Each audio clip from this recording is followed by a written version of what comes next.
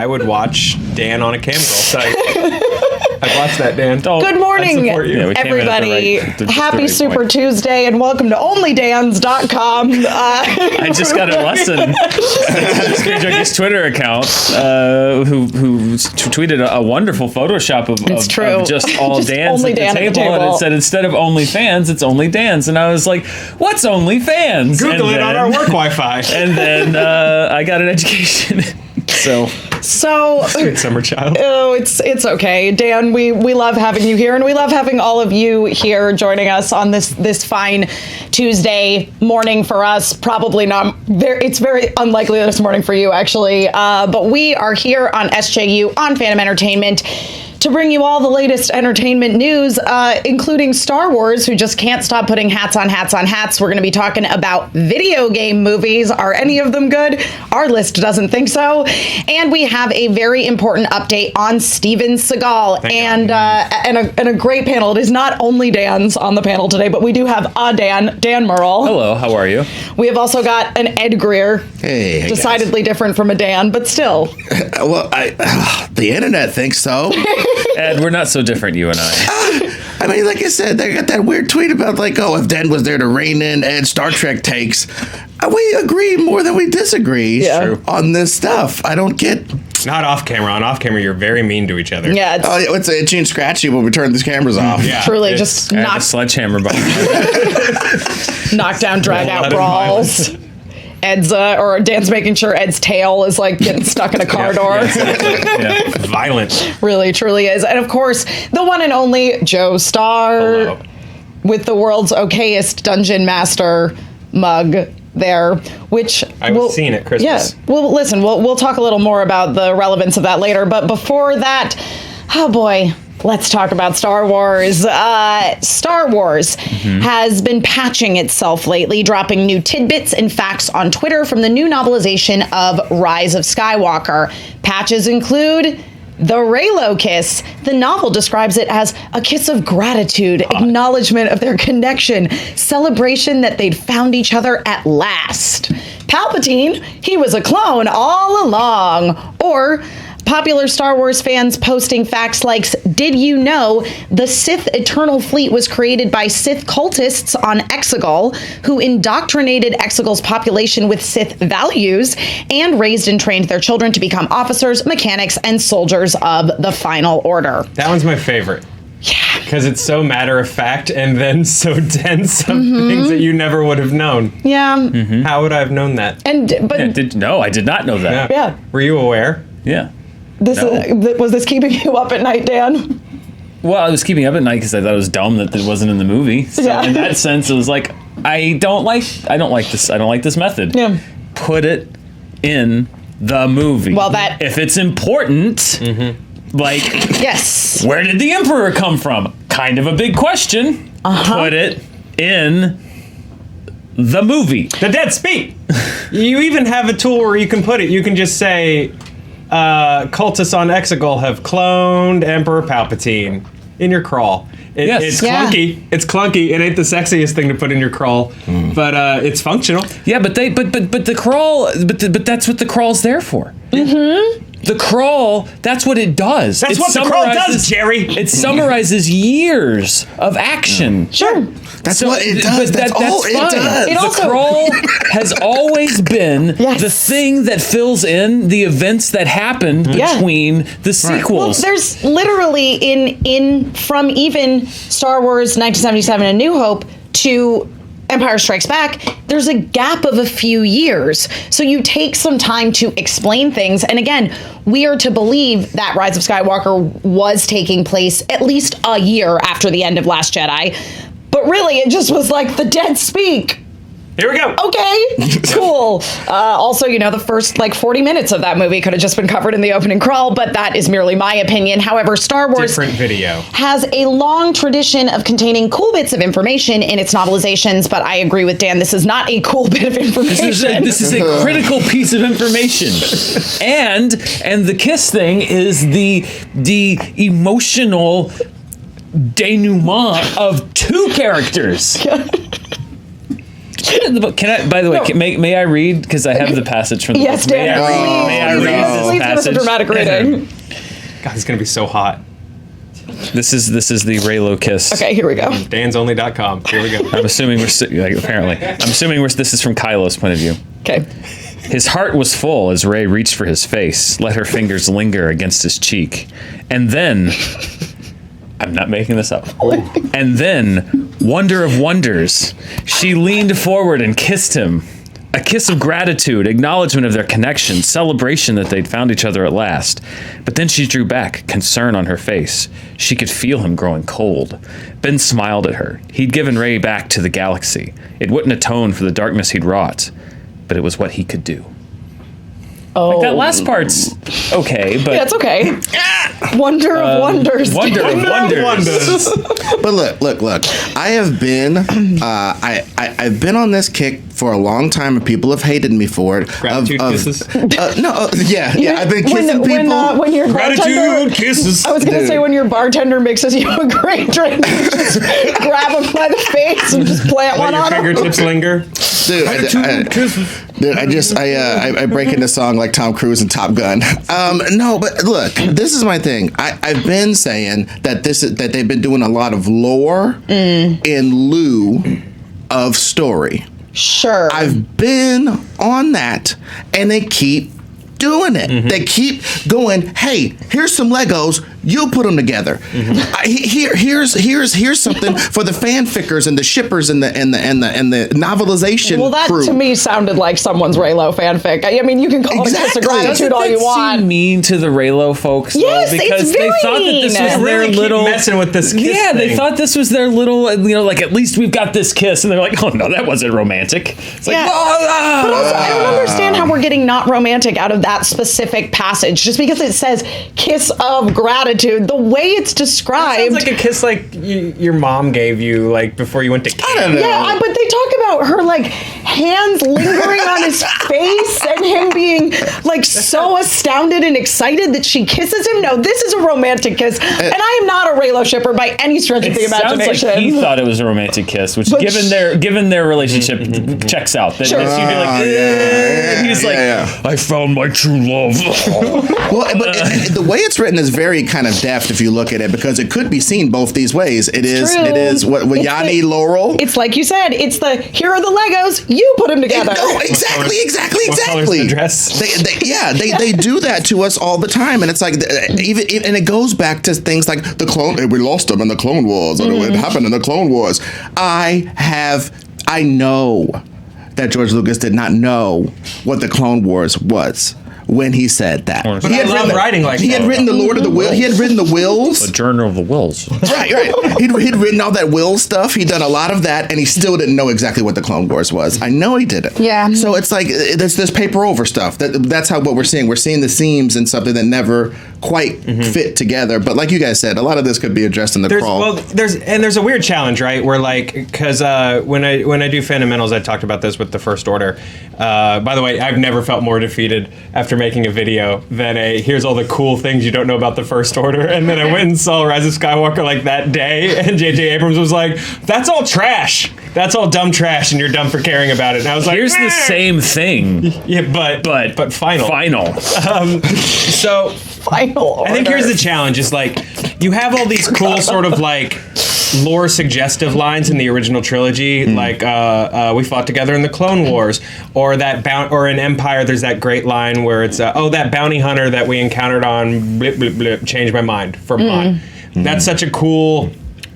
I don't need to know. I don't need a movie about that. I don't need a book about that. I don't need a tweet about that. That's like, did you know that the bounty hunter? We got it eventually, because us. But you had all these like lore suggestive lines in the original trilogy, and the challenge the new trilogy hit, and I think it's what they're finally coming around on and trying to fix way too late, is that I think they tried a similar approach of like, we just want to tell you a cool story, man, but there's been so much just stuff between the original trilogy and the new trilogy that they didn't tell us enough. But here's they didn't put enough on camera, so there's been so much like, wait, what's the First Order? Where are they? Is this a kiss of gratitude? Is it not a kiss of gratitude? Why a Palpatine? Like, But how much extra time? Because this idea of, okay, Exegol is the Argentina of the Star Wars universe. Sure. Where all of the Sith folk who are left after the fall of the Empire, they all went there. And they're cultists, and they devoted their lives over these decades to slavishly rebuilding the Imperial fleet, of cloning Emperor bodies and harnessing the dark side of the Force to bring his essence back into this clone body, which isn't really a very good approximation of it, but they're doing the best that they can. And now he's revived enough. It's like, that ain't a bad story. No. If you put it in the damn movie, then maybe the movie might have been a little better instead of just like, the dead speak, whatever, it's fine. It's interesting, because I think that a lot of the conversation around this, Ed, you brought up a really good point. If it's that Star Wars is at a point of kind of tripping over its own lore instead of focusing on story. And when you want to talk about somebody that is just constantly tripping over their own lore and maybe bringing in more lore than any of us ever cared or wanted to know about, we can't help but mention good old JK-Rowling on her own and on the Pottermore site. Oh my God, she just is a creator who just keeps Accio overkill. She just feels the need to constantly add stuff to the Harry Potter lore. The latest of which, most recent development, is the introduction of a Japanese wizarding school, which is called Maho Tokuro. Maho is not an adjective. Maho is a noun. Only a noun. Yes, it means magic, but it's more like witchcraft. That's my little rant about that. But of course, spent a little time on Wikipedia. Let's give her some credit. Exactly. She Googled it once. Some other famous examples include Dumbledore being gay and explaining how wizards poop. See, but I even think that's a little different, because the difference being there was the sixth Harry Potter movie was not called Harry Potter and the Poopin' Wizards, and was centered and it was not essential to the plot to understand. It wasn't like, Harry, you gotta evacuate the poopin' sheds. It wasn't like that. How wizards poop was key to the plot. That's a useless, dumb piece of information to share. But like this, even more with the Star Wars thing, is like they're taking very essential pieces of information and just be like, oh, we'll put it in the book. Like, no, you kind of have to share that piece to people that aren't going to read the books for the movie to make sense. Like, I understand that things like, oh, it's a universe that all ties in together. Right. But the pieces have to be able to exist on their own to a certain extent. No, I completely agree with you, Dan. I mean, obviously, the main similarity we're seeing here is that we do have these creators playing in these universes and just constantly adding more layers to it. In a lot of ways, it's like J.K. Rowling in some ways is more, some of it's more forgivable, as you say, because it's not essential to understanding what's going on. But then in other ways, it's less forgivable because it's not essential to understanding what's going on. And it's like we truly don't need this. Whereas with what we found coming out of the novelization of Rise of Skywalker is there's a lot of information in there that we needed. Well, but like Dan said, I understand. It's one of these things where you can imagine the movie that's about that, but then you sort of can't, because it is a lot of administrative duties. Hey, fourth generation Exegol person, get that sand out of your hair. We got to go type in the thing. It's a lot of boring crap, like major boring crap. I absolutely forgot that I was on Palpatine clone shift today. Oh yeah, let me finish my rations. Dude, we're having he's staring off like Jim in the office of our Star Wars existence for 20 years. It's like, oh, I'll cut out the boring parts, but a lot of the boring parts, you need to find a way to dramatize that then. Yeah. Shorten that cycle up then. Have a bunch of cultists do it on screen. Like, have them pull a heist. Have somebody pull a heist. They got some genetic material. Whose is it? This guy's. They did this. Boom. Dramatize it. Die Hard with Palpatine's ashes. Or it's more interesting, too, it's a really good pitch, actually. Yeah. Sorry. No, it's okay. I was going to say, or if there had been more of a story just around Palpatine coming back. Once again, my biggest issue with Rise of Skywalker is they don't earn Palpatine. Everybody is just afraid when they hear the name Palpatine because we at the table are aware, already know who he is. Yeah. The thing that, and I think it's the J.J. Abrams approach, and that's why it hurts with Star Wars. When I talk about the crawl, if the crawl had been the dead speak, Sith cultists on the exotic planet of Exegol have found a way to resurrect Emperor Palpatine, now Kylo Ren is going to find and confront him. Like, that gives you the answer to what has been happening, but J.J. Abrams can't do that. It's like the dead speak. Oh, it's a mysterious radio transmission has been heard, and Kylo Ren is now searching throughout the galaxy to find its origin. And then it's 5 minutes of nothing, and then you don't even. It's like, stop asking questions and start answering them, JJ. Well, that's the thing. Stop it. At some point, it becomes a story box, not a mystery box. Yes. I'm curious when the crawl is about answers. It's not about questions. The Rubicon that I'm waiting for is like, because Star Wars has always kind of done this, right? But it was on a creator level. Like, the word Sith first shows up in the novelization of A New Hope. Right. Lucas literally re-released his trilogy with patches on it. With the special editions, but which was insane. And why did you but they've how did I already forget about McClunky? We improved Star Wars with McClunky. But now that like all of these, I'm just curious, like, now that the IP is like owned by Disney and it's all being treated more like new additions to a theme park ride than they are just normal stories. Like, how long until we do start getting just weird special editions of, the new movies, as they're just kind of like, well, Babu Frick really was popular, and we really want to push Babu Frick for what's the land called? Galaxy's Edge. Galaxy's Edge. We really want to. We're introducing him to Galaxy's Edge, so when we re-release Rise of Skywalker back in the world, there's going to be like 40% more Babu Frick. We're just gonna put him in frames. Okay. He's gonna pop up in between them when they kiss, and he's gonna go, what gratitude? I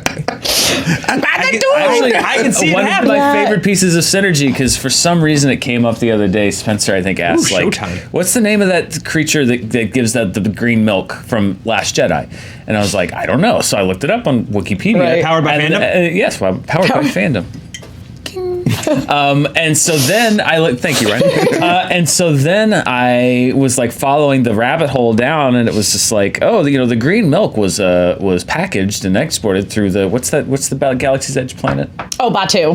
It's like the green milk was smuggled into Batu by blah blah blah person. I was just like, why would they say that? I don't need all this information. And then I remembered it's so they could sell green milk in Galaxy's Edge. So they just added lore to green milk, and just like Galaxy's Edge is canon. Yeah. So you could it was literally lore to justify a cantina drink at a theme park. It's like Ollivander's franchised, so that they could also be in Hogsmeade and not just in Diagon Alley. Yeah. Oh man, I just thought of a really cool thing for Star Wars. Like, they need to have Mandalorian land, and like you come up and the little kids are outfitted with their own little Mandalorian armor, because this area is so dangerous. You must have the Beskar armor and be a great warrior. And it's very expensive. Oh, of course it is. And you have to wait in a line to get your dumb little kid this goofy plastic armor that's going to be hot in 2 seconds. They're going to throw it in the trash. That'll be $300. I have spoken. Yes, absolutely. There's an IG unit in there. The I have spoken guy has his arm in a sling. I was okay the whole time. He buried nothing. I have spoken. I really like this idea. I was going to say that would be par for the course with Rise of Skywalker and its 25 fake out deaths. I'm waiting for something like and to lose your kid in a sea of helmets. Oh, that's a parent's nightmare. Yes. Well, that's why you're able to customize all of them. That's right. With the family crest or whatever. Yeah. Oh, and add that extra that thing that flips up like this as an antenna, so you can track your kid. Yep. Yeah. Oh yeah. The Where's My Kid app on the Star Wars Land app. What I want to have happen, you know how like the Jungle Cruise like sank the other day? Like the boat sank somehow? Yes, it did. How? I don't know. I'm waiting for something like that. How deep is that water? I want something like that to happen at Galaxy's Edge, so that somehow they have to make it canon. like the Millennium Falcon crashed on Batu, and the day that the cantina caved in or whatever. No one was hurt, but we have to find out a reason why it happened. No, this is you were part of a special. What is it now? Not Legends. It is Legends. Yeah. Legend. The canon now is called. New canon. Yes, you're now part of the new canon experience at Galaxy's Edge. Please exit safely. Please exit safely. And then they repeat it in Spanish. Yes. Because I guess then the question is there any integrity anymore in big IPs like a Star Wars with these big companies constantly trying to monetize them? There's storytelling integrity, or there should be. Yeah. You can monetize. Yeah. I don't care if they can monetize Star Wars. Like the green milk thing is just funny. Yeah. They're more than it doesn't take anything away from The Last Jedi or whatever. I just think it's funny that they're adding reasons to sell drinks. Where I think it hurts is when and I don't think this was even done cynically. I think Rise of Skywalker was a sloppy movie. I thought it was written sloppily and put together sloppily, and this is just another sign of it. But I think where you have to worry is when it hurts the integrity of the storytelling of the actual films, because that really should be, that's your bread and butter. When the storytelling suffers and the films suffer, then everything suffers. So, I don't care if they want to sell Mandalorian helmets. I think they're losing a lot of money by not doing that. I think they should be adding on to Galaxy's Edge right now for Mandalorian land. The only time I object is when it seems like it hurts the integrity of a storytelling, like a Dark Universe, for example, with The Mummy, where the attempt to build a new franchise hurt the storytelling integrity of that movie. Yes. There's no reason for Dr. Jekyll to be there, and it's that's where I think you run into problems. And what's super sad is if they had to wait a minute on the Dark Universe, Jazz, that Invisible Man is so dope.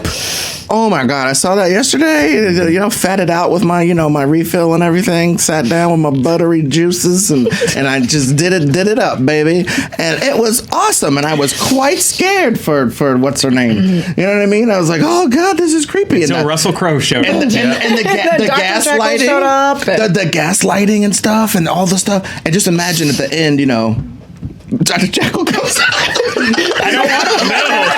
No. And then Tom Cruise just jumps out of a helicopter. Okay, I'm gaslighting the audience. Sometimes you don't have to play jazz. Yeah. I'm gaslighting the audience. Yeah. Of course, I don't want that. But I just think it's one of these things where we can really kind of see the storytelling potential in these things if we kind of look at these things. I'm infected by comic books. So to me, the fact that Star Wars people are so obsessed with canon is weird, because I think Joe and I can attest, there's so many parts of Marvel lore that I'm just like, nope, I don't like that one. I like this one. I think this is real, but that's not real. And I got my own headcanon all the way through. That you're kind of like, it's fine, whatever. But just imagine that with Star Wars. Imagine kids in the future, 20 years from now, being like, oh no, I like the XYZ series because this person did it really dope, and he explained the Jedi stuff in a way that I can understand, and it was cool, and he had good action scenes and stuff. And other people are like the Lord of the Wills or whatever. Oh, I like those because they're more spiritual and they're more ephemeral. And Enya plays when I read these books, and so on and so forth through all these different brands of Star Wars. So just let it be. And I hope that's what Project Luminous or whatever the hell is about. Is farming these things in a comic book fashion for ideas that we can call the best of the best of the best, but maybe work out a little better payment structure for the authors who give you these great ideas and the people who give you Mandalorian land. Maybe you should hook them up. And they did this successfully with the First Order, in my opinion, with the Force Awakens. The First Order was established in the crawl. It's like there's a new thing called the First Order, and they're out to get they're back. Great. Now, is it interesting that when the Emperor died, he had this guy that he sent to the outer reaches of the galaxies, and to basically help to take out the Empire as punishment, and then Hux's dad was in there, and and then he became the top guy, and then that's interesting. And I enjoy hearing that. It's a long crawl, but that's interesting. But it's not essential to understanding what the First Order is and why it's there. You can establish that in the movie, and then that's great background information. And I'm fine with that, even in these new movies. Where I think we go wrong is with things like, particularly with the origin of the Emperor, that is a key bit of information not included in the movie that leaves a large hole in how that story is told. And I think that's where you run into What if trouble. there was no internet? Just rest on we wouldn't be future. here. But like, I'd be a CPA. No, I'm not going to imagine. Imagine if there was nothing just wrong like a with Disney CPAs, rep but after you got out of Rise of Skywalker, there was like a paid Disney rep who was like, by the way, like on your way out of the theater, was like, did you know that Palpatine was a clone and that Exegol was full of a civilization of cultists? And you're just like, what? Yeah. Why wasn't it in the? Okay. Yeah. Well, before we move on to a list of something people desire to see, maybe tap into their storytelling potential a little bit more than they historically have in the past. We want to thank all of you so much for liking, subscribing, sharing this video with all of your friends, family, mortal enemies, anyone you come across on the street. I love it when people hate share this show. Turning on notifications, commenting, and hitting that bell. Ooh. Great job, Ryan. Today. Fandom IRL. What is happening with that, Joe? Oh yeah, so I mentioned yesterday we wrapped up our series on attorneys defending the Joker and psychologists breaking down Harley Quinn over the weekend with my favorite version of the Joker one with a lawyer defending Mark Hamill's Joker from Batman the Animated Series and trying to like navigate a plot to genetically alter fish so that they had Joker smiles so that he could make money off of them by claiming copyright. So it's super silly and dumb and fun, and you should watch it. Dan, tell us about what's going on charting. Oh, well, we talked about Invisible Man. We talked about Blumhouse. Did a little bit of a half factual, half sort of speculation breakdown about their financials and just how they keep their budgets so low, how financially successful the studio is. Spoiler alert. Quite for many reasons, even given things like back-end deals that don't show up on the front end of the budget. We do that. We talk about James Lipton a little bit and Inside the Actor Studio. And yeah, Lon and I just, as always, having a grand old time. Good old time talking those facts and figures. Moving on to our next segment, as I was alluding to, a source material that hasn't perhaps been mined to its full potential, which are, of course, video games. The Hollywood Reporter recently released a list of America's top wanted video game movies, including at the very top of the list, Super Mario Brothers, followed by Pac-Man, Mario Kart, Donkey Kong, Grand Theft Auto, Call of Duty, Legend of Zelda, Super Smash Brothers, Tetris, and Halo. Ed, how are you feeling about these picks? Which of these do you think would actually pitch Pac-Man now work out as a film? I mean, this is. I mean, I think these are video games for a reason. I could pitch you a spy movie starring the blocks in Tetris, like they're breaking down they're double agents. The blocks are double agents. This is stupid, honestly. Like Halo, obviously they've made several things. I worked with people who worked on Halo movies, animated and computer generated and other stuff like that. I don't understand Donkey Kong as a concept. Grand Theft Auto, honestly, Grand Theft Auto as a poor person's version of what they get up to in the Fast and the Furious movies. You know, like the brass tacks of stealing a bunch of cars. We've had Gone in 60 Seconds. We've had these things that kind of glam it up. I just want to get down to the brass tacks of like, you steal cars, you build your criminal empire, there's other gangsters above you, slap Grand Theft Auto on it, and you get a really good script. I think that could be an actual good movie. I think that could actually be good. I mean, the challenge with Grand Theft is that it's, you know, a riff on a bunch of other crime movies. But I agree. I think you could do some kind of like, because I used to think that with Fast and the Furious, before Fast and the Furious was like, no, we're G.I. Joe now. It was like, okay, well, here's your Grand Theft Auto series. The other ones, I don't know how you do. I don't know how you do a Mario Brothers movie.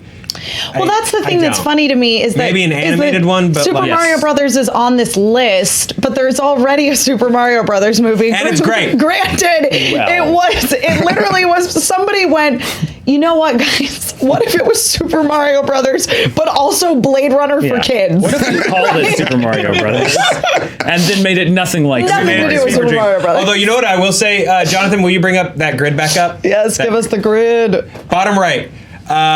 Double Dragon. This is Double Dragon is fun as hell. Have you guys ever seen that movie? Yeah, I've seen it. It's so silly and fun and worth your time. I don't hate the Van Damme Street Fighter. Like, I love it on an ironic level. Girl, it's real fun. Yeah, it's real fun. Stephen E. D'Souza. But Double Dragon is actually like very tongue-in-cheek and honestly worth your time. That's the Joestar guarantee. The Joestar Even guarantee. when they have a narrative, it's bad. And some of these don't have a narrative. Like, how do you make a movie out of Pac-Man? I'm sorry, Dan. Sure. Well, no, I was trying to. I was trying to look at. And I couldn't find the answer. Maybe it's who are these people they talk to? I'm not usually like an okay It's boomer so dude, but it's like Pac-Man number two. Like what group of people, when given the limitless thing, is like, oh yeah, Super Mario Brothers, and then the yellow dude. They talk to, and then like Call of Duty's like 4 spots below, and like Tetris over Halo. Like, who are these people? I think it seems to me like whoever they polled basically are not gamers. They're people who went, I've heard of the video game Super Did they poll Mario Billy Brothers? Mitchell and like exclusively King of Kong people that appeared in like cabinet game documentaries? Like, I mean, I'm sorry, but like just Pac-Man and then that Aerosmith shooter. Yeah, it's crazy. I think they were probably just shown a list of like the top 50 video games of something, right. and they went that. But who would say they want a Pac-Man movie over like Halo or because also looking at this list, you look at something. You look at something like a Grand Theft Auto. I think, Ed, you really hit the nail on the head as far as the potential for that goes with storytelling. As far as this list goes, the only one of these games that two stand out to me as really truly having a story behind them, and that's Legend of Zelda and Halo. Obviously, Halo, they've explored a lot of the story stuff in, as you say, an animated series, or there's a bunch of novelizations. So it is interesting to me then to see something like Pac-Man, which again does not have a narrative or has just a very thin thread. And just think about the terrible Pac-Man. I just came up with one. It's super terrible. It's just a guy in a big grid structure on some Tron stuff, right? And he's doing these different tasks and stuff, and he's trying to get through this computer program. And he's fighting the ghosts. And when he gets super powered up, that makes a glow that makes him appear to be this perfect round sphere that's chomping all the people, but it's just his power and how it's glowing. See, that sucks. That sucks. It's right on top of the dome, but it's better than what a lot of people would do with 57 months of develelment. See, for me, trying to figure it out. I was imagining that terrible trailer that like starts off with like the mandolin music and the like whistling, like.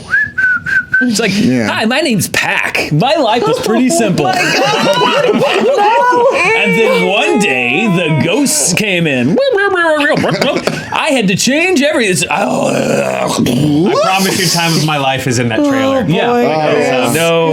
He sees her put on the bow. I'm sure it would be a very cushy gig for, Seth Green or whoever they'd get to voice Pac-Man. Michael Cera, maybe. I don't know. And but where I used to know a guy who was obsessed with a Metroid pitch, and I understand why. Because Metroid stars a girl. Samus is a woman. She gets access to all this super dope technology to fight this stuff. As she defeats different things, she gets more and more armor and more abilities.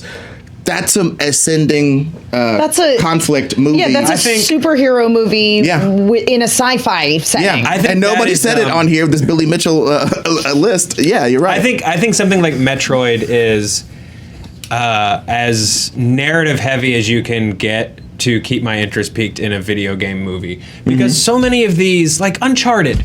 I've seen an Uncharted movie. I've played through like 4 of them. Legend of Zelda. Like I've played through multiple multi-season Game of Thrones level Zelda stories. Like that's what they're stories that you play through.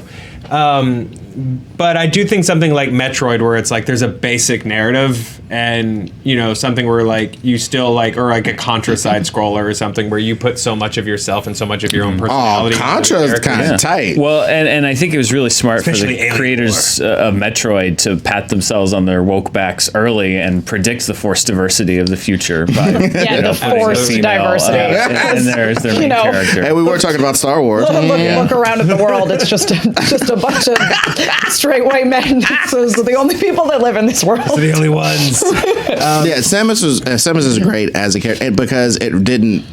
I don't want to do that thing. It didn't matter, but like the whole story, it definitely mattered. Yeah. But it didn't matter to her efficacy. You never got to see her go like. She just beats some ass, and then she opens up the helmet, and it's like, I have been beating ass with a woman this whole time, and it didn't feel any different. I tricked you into being woke. that for a lot of, we're blowing in cartridges and stuff. I mean, those weren't the wokest times. No, it's true. We're not. Aside from like a Metroid, which I think is definitely a good candidate for a video game film, does anybody else have any other picks that they would like to see that perhaps do not appear on this wonderful list? LA Noire, but it's only interrogation scenes. It's an hour and a half of like two people like analyzing each other, and like there's like 15 to 20 seconds between each question and the answer as the detective sits there and thinks. So the audience could have a chance to push the B button. Yeah. It's like Bandersnatch. It's a Netflix release where you get to choose your answers. No, I think mine's just a movie, but you keep the pauses in there to dramatize the process of being an interrogator in LA Noire. And somebody will review it and say it was exactly like the game, as like a virtue. So accurate. Yeah. Part of me continues to insist that you could crack a Final Fantasy movie, just because there's no narrative necessarily tied to a Final Fantasy movie. There's not. But I think the problem is, as they have proven with like Advent Children or not Advent Children, Spirits Within. The problem with Final Fantasy is that I think it's much weirder than an audience is willing to go. Sure. There was an OVA. So in Japan, when stuff is released basically directly to video, it's like original video animation is what it stands for. It was sort of a sequel to Final Fantasy V. You didn't really need to know anything about Final Fantasy V in order to understand what was going on. My Blockbuster had the first half of it. I don't think I've ever seen the second half, but it wasn't bad. I mean, obviously it's an anime, but there is, I think, potential to do a Final Fantasy. And again, because all you need to do is bring in those common elements like the naming of spells or like chocobos and Moogles and things that people expect to see, perhaps character classes like red mages and geomancers. I think there's a weird such. Balancing act, because I think that franchise has a tendency to put Buster Swords on Buster Swords on Buster Swords, where it's like, here's a living crystal and also everything is powered by magical energy. And here's this woman whose her mother was as an essence of magical energy. Yeah, that's very Final Fantasy. Okay, why haven't they made some of those weird, like, your car breaks down, you got to take the bus, you're behind some kid, he's playing a game where the stuff is falling down the screen and people are throwing barrels full of monkeys and barbarians at each other. Those like ones you can play on your phone or your iPad or your computer. It's all the same. I think it's pitching pixels right. Well, no, Clash Royale and stuff like that. Like those those type of games. Like why don't people try to make movies out of those? Well, they did Angry Birds, and I think that was sort of the litmus test. And the market kind of like, but that's only two types of characters. You got pigs and you got freaking birds. Like these other games, they got barbarian barrels full of monkeys, and they got dragons, and they got ice balls, and the ice balls that grow, and the blah blah blah. Wasn't there like a really crazy Candy Crush video game show that was on? There was. The production value was like insane. Like people were jumping up on walls. It was very expensive Nick Arcade. Did Wayne Brady host that? Probably. I always wanted to be on Nick Arcade. Phil Moore is a fan of Screen Junkies, and every time I see him, I'm like, when do I get to go jump on the blue screen set? That is definitely in your garage. Yes. You definitely smuggled it out. I would. If I were Mark Summers, I'd have the whole Double Dare set, including Harvey, in my garage. I would have stolen all of it. I always wanted to be on the world's shortest episode of Wipeout. They just give me one good time with one of those big whacks. I'm just like, you know what? I'm done. I'm broken. Nope. My body. Back up there on that platform. No, my body is broken. Do you want your $75 in lunch? Yeah. Yes. Do you want that? Do you want that fourth of a Subway sandwich? Yeah. We've got a juice box for you. You got to get through this thing first, though. Hey, we're not going to give you the straw for your Capri Sun unless you get back up there. Yeah. Well, speaking of needing to, pull yourself back up from the bottom of the barrel, Solid transition. One Steve Seagal might need to do that with his bank account. Listen, cryptocurrency is weird. This story is via The Hollywood Reporter once again, aka to her. Steven Seagal was charged with failing to disclose payments he received for promoting an investment in an initial Bitcoin cryptocurrency offering by the Securities and Exchange Commission. The 67-year-old actor allegedly failed to disclose he was promised $250,000 in cash and $750,000 worth of Bitcoin Gen 2, so or Bitcoin 2 Gen, yeah, exactly, tokens in exchange for his promotions on his social media platforms for the initial coin offering the SEC announced on Thursday. He also ad is important, guys. Don't skip. You gotta. If it is a paid promotion, you gotta tag your promoting partner. You gotta put that hashtag ad. You gotta fully disclose that someone is paying you to talk about their product. He also allegedly put out a press release titled "Zen Master Steven Seagal has become the brand ambassador for Bitcoin 2 Gen," which he stated he wholeheartedly endorsed the new cryptocurrency. Without confirming or denying the SEC's anti-touting findings, the actor agreed to pay a total of $314,000. Wow. So, he got $250,000 and then had to pay $64K in the hole. But he's got that $750,000 worth of theoretical money. Yeah. I honestly, when I close my eyes and try to just give cryptocurrency a face, it has always been Steven Seagal. So I feel like he was a good fit for this. Also, he's 67. I didn't realize that Steven Seagal was almost 70. I feel like we're doing a bit. There it is. We're doing a bit. Oh no. That's actually not Steven Seagal. It's not. Slipknot is throwing his hat in the ring. He wants to be. Which, by the way, he totally could be. He's going to be the new face of cryptocurrency, and he is going to tag his ad partner. But why? Okay, I know we've done segments where I've talked about ads on this program. Why have they? You got Steven Seagal. What is it?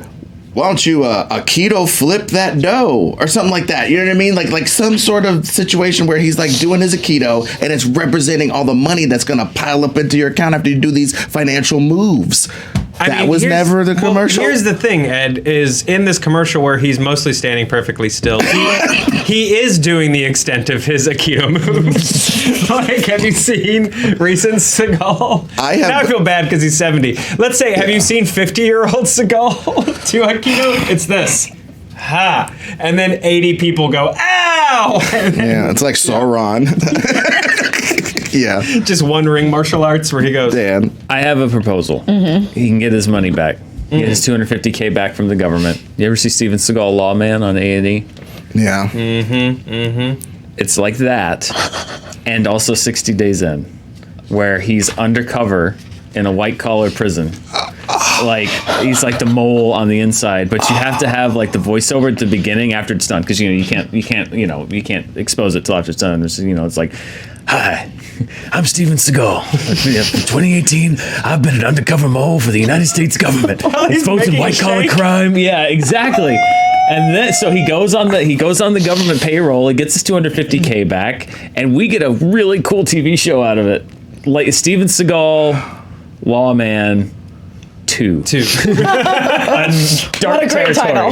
Right? What was it called? Dark Territory? Yeah. Yep. Dark Territory. Oh, man. If I don't make this Pruno right, they won't let me into their cabal. Yeah. Oh, yeah. Like all these little dramas, all the reality show dramas. If you haven't seen Steven Seagal Lawman, it's him as a sheriff's deputy in the city of Nolans. He has a Cajun accent that he puts on. Oh boy. And it really is a work of art. It is a work of art, because it's obvious that the police don't really like that he's there, but it's promotion and money for them probably. So it's like the police doing their work, and he's like, hey man, let me talk to you for a second. And he's trying to do his Zen thing to criminals who they're just I just had weed, I don't know what you was right. It's real go with Christ, brah. Let me talk to you about that. What's going on in the city? It's beautiful. Yeah, I know. Reality TV. I know you go to the mall, you see that alligator on a stick, and you want it, but you ain't got no money. So you start. He does it again. They're talking like Remy LeBeau. In the danger room. I know life's one big danger room for you kids out here in the streets. Yeah. See le bon temps roulé around.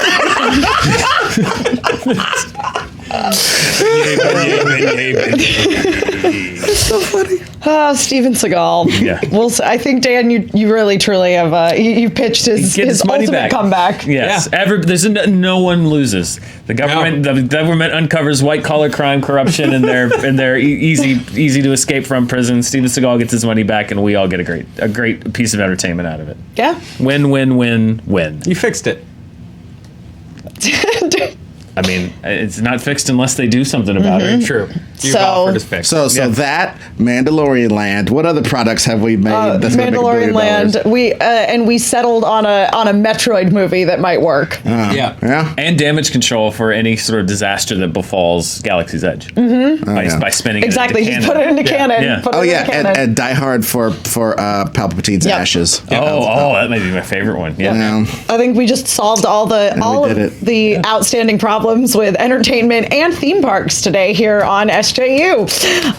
Very productive morning. We are going to say goodbye, but don't go anywhere after we do, because after that we have got Kim Taylor Foster talking to the people behind Pixar's Onward and her article, Moving Forward with Onward, Pixar's chief addresses sequel talk and live action remakes over on fandom.com. So be sure to check those out. Before we go away, Ed Greer, what you got going on? Well, if you like super hot pitches, you can watch my YouTube channel, Reboot It, where we reboot different things from Star Wars to, I think we're going to take on Lord of the Rings next season. We're going to get murdered, yeah. But that's the kind of the thing we're kind of trying. You know, it's like a rebooted. It's like a pact of just But the bottom line is we reboot properties, Back to the Future, even all these different sort of things, and it's a good time. We take about an hour. We kind of do it live, no cut. So you get to see us like fight on our way to making a product. It's almost similar to a writer's room that you can get to see. Joe Starr, tell us about that honest trailer for The Witcher. We did an honest trailer for The Witcher, my favorite show, and you should watch it. It's mine too. It was my surprise hit, runaway favorite show, 2019. Like that show a lot. Toss a coin to our honest trailer. Dan Murrell, what you got going on? Charting is over right now on this here very channel, and follow us here for news and whatnot. And if you're in a primary state today, Super Tuesday is going on. Exactly. You still got time. Do your research. It's true. If you want to have your voice heard, go vote. I was going to go this morning, but it was an hour and 45-minute wait. Whoa! At my local polling place. So that's great. That's really good. So I'm going to go after work. Yes, if you're in line when the polls close. Yep. You get to vote. Yes, polls are open until 8 o'clock p.m. tonight if you are in a Super Tuesday state, which includes Alabama, Arkansas, California, Colorado, Maine, Massachusetts, Minnesota, North Carolina, Oklahoma, Tennessee, Texas, Utah, Vermont, Virginia, and also the Democrats abroad. You are involved in Super Tuesday as well, so do make sure that you vote. Polling locations are open again till 8 o'clock p.m. tonight. I am Emma Fyffe. You can find me all over the internet wherever Emma Fyffes are sold. I did it right that time. I have a new podcast coming out pretty soon. I'm waiting for it to show up in the iTunes store, but I'll promote it properly once it does. Ooh. But, follow me on Twitter, and you might hear something about it, hopefully, by like Thursday of this week. So, again, thank you all so much for joining us here on SJU. We really couldn't do the show if you didn't show up to watch it, so we appreciate you. I mean, we could, but what would be the point, really? We would just be talking into the void. Yeah. We would be those Disney reps standing outside of the theater going, hey, did you know that Palpatine was a clone and he was made by cultists on Exegol? Enjoying each other's company? Ugh. Did you know that kiss was with gratitude? There was gratitude mixed in that kiss. Kisses with gratitude. The gratitude in the kiss may be questionable, but our gratitude to all of you is very, very real. Kiss-free. And kiss-free. Again, we will see you tomorrow, and stick around to watch that interview with the creative team behind Onward.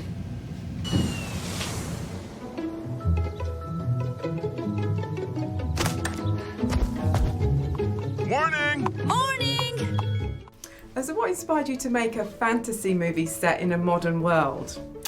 Well, we wanted a world where these two brothers, Ian and Barley, could get a chance to meet their father again who'd passed away. And that's a world that probably needs magic in it in order for that to be possible. But the world also mirrors Ian in a way. He's a guy who's afraid to take on his potential. And the world of Onward is a world where the conveniences of modern life have made people not quite living up to their own potential in this world. So, there's lots of magical beasts and things, and the trash unicorn being one of them. Would a trash unicorn make a good pet? Oh, well, I think they probably have rabies. So I would not advise people bring them into their homes. I think that would be a bad idea. Yeah. I think for the pet, we have the pet dragon Blazy for that. The dragon would be better, although it would probably burn your furniture. A little fire action, yeah. As long as you've got an extinguisher handy, I guess. I was wondering about the dad's trousers and the decisions that went into the design of the trousers.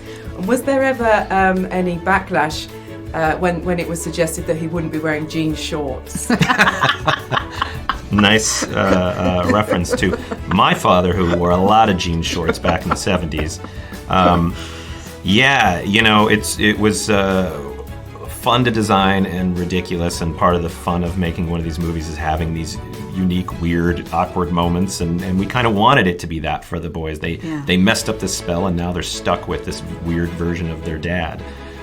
But you'd be surprised all the meetings about the tailoring of his khaki pants and the shoes looking just right. And exactly. Those socks, every bit of it. Is this a film that you can envisage sequels to? It's such a rich universe that you've created on the screen. Well, yeah, I don't know. We're no plans yet. We're just excited to get this particular movie out into the world. But we'll see. Who knows? But there's no talk of it yet. It feels like the kind of universe you could tell a different story within. Not necessarily with these characters. That's true. Yeah, we've got lots of fun publishing things that are coming out, games and comic books and that kind of thing, because we do love this world, and it is really fun, and there's a lot more out there in that world that you can see. Yeah. Another thing I'm intrigued by, because Disney have obviously been remaking a lot of their old animated films as live action, but there's been no live action remakes of any Pixar movies yet. How would you feel about that? We did it at the same time we were making the animated version. We were also filming the live action version. So it'll be on the DVD, and you can just choose to watch it either way, or just split screen. I mean, you said you've joked about it, but would you cast like Chris Pratt and Tom Holland in a live action version? If for some reason there had to be a live action version, I mean, they do look like them, which wasn't our plan. We designed the characters before Chris and Tom, but both actors walked in and saw the designs and said, like, it looks like me a little bit. What's your favorite fantasy creature and why? Well, I really love the Manticore in the film. I love that she's a whole bunch of stuff that doesn't really go together. It's so far-fetched and so out there, and she can do anything because she has all those parts. Yeah, I like elves because they're basically just people with pointy ears. So I relate to them. There you go. I guess. Your ears are not pointy. Not really. No. But the people aspect. Right. Right, I see. The human connection part of it. Yeah. Did you put many Easter eggs through the film? Yeah, there's a bunch. There's both kind of the classic Pixar Easter eggs, and then there's some good fantasy ones as well. We had a whole group at Pixar that were the kind of responsible for placing those throughout the film. A group that really knows their the fantasy fellowship stuff. Yeah. Can you share one? Let's see. There's I like this. Isn't really I don't know how fantasy this is. There's a restaurant called the Sword and the Scone. I thought was pretty funny. That's good. And at the fast food place, they're advertising second breakfast, which is I guess a Lord of the Rings reference. I'm not the fantasy expert in the team.